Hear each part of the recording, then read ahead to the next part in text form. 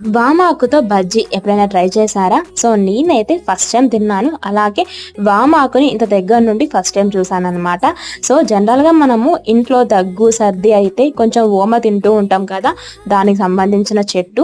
చాలా healthy benefits ఉంటాయంట వామాకుతోని.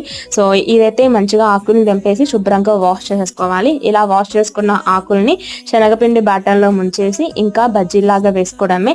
మనం ఎలా అయితే ఆలు బజ్జీ, మిర్చి బజ్జీ కోసం బ్యాటర్‌ని ప్రిపేర్ చేసుకుంటామో అదే విధంగా ఒక కప్పు శనగపిండిలో కొంచెం బియ్యపిండి వేసేసుకొని ఆ తర్వాత ఇందులో కొద్దిగా కారం, ఉప్పు, ధనియాల పొడి, జీలకర్ర పొడి వేసేసుకొని మనం ముందుగా శుభ్రంగా వాష్ చేసుకున్న వామాకుల్ని ఈ పిండిలో డిప్ చేసి ఆయిల్లో డీప్ ఫ్రై చేసుకోవడమే. చాలా టేస్టీగా ఉన్నాయండి. పైన మొత్తం తోలైతే జస్ట్ మనకు ఆలు బజ్జీ తిన్న బ్యాటర్ లోనే ఉంటుంది. ఇంకా లోపల తింటూ తింటూ ఉండగా ఆ వామాకు ఫ్లేవర్ అయితే తగులుతుంది. చాలా బాగున్నాయి. సో రెసిపీ నచ్చిందా? నచ్చితే please like and subscribe. Thank